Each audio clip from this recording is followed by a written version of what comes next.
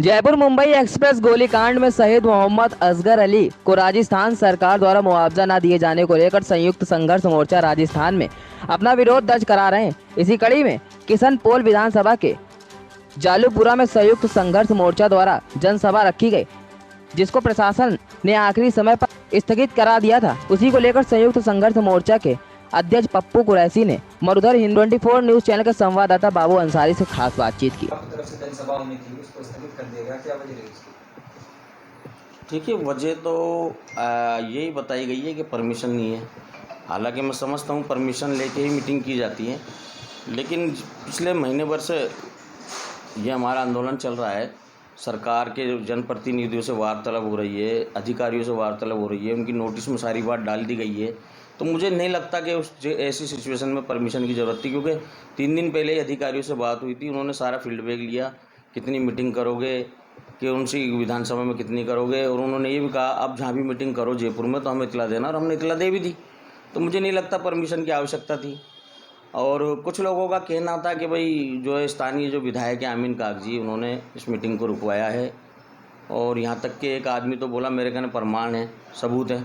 लेकिन मैं उन चीज़ों से हटके बोल रहा हूँ। मैं तो मानता हूँ कि स्थानीय विधायक ने नहीं रुकवाई, मैं मानता हूँ नहीं रुकवाई, लेकिन वो करवा तो सकते थे अगर उनके प्रति दिल में मोहब्बत होती कौम के प्रति।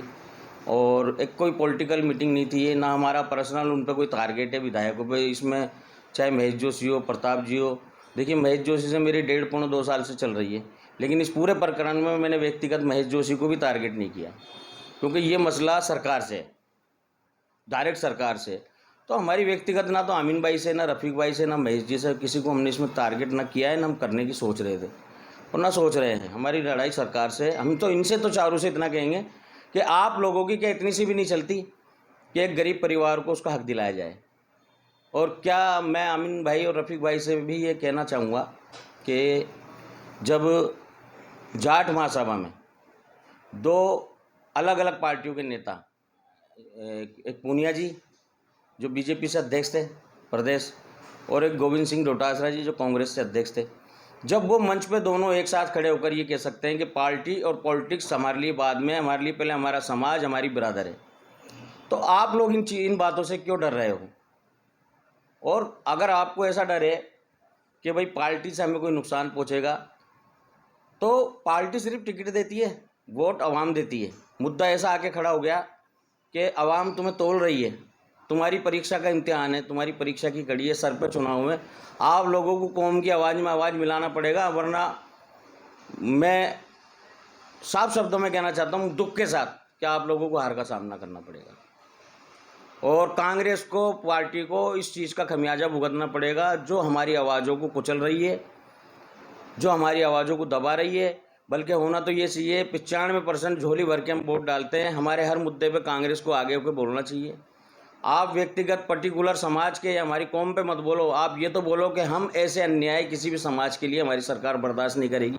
लेकिन जब भी हमारे साथ अन्याय होता है, हमारे साथ दुर्घटना होती है, इनके मुंह में दही जम जाता है। अब अगला कदम क्या होगा आप लोगों का? सफाई तो करने नहीं है। अगला कदम ये होगा कि अभी हमने टोंक से परमिशन मांगी है, और हम जुम्मे के दिन टोंक में मीटिंग कर रहे हैं, और जयपुर में परमिशन के लिए भी लगा रहे हैं। पहली मीटिंग हम वापस जालूपुरा में ही करेंगे। और हमारी एक ही मंशा है, हमारा किसी को कोई टारगेट नहीं है, नेता को ईमानदारी से किसी से कोई मतलब नहीं है, ना इसमें कोई पॉलिटिक्स है, ना कोई राजनीति है।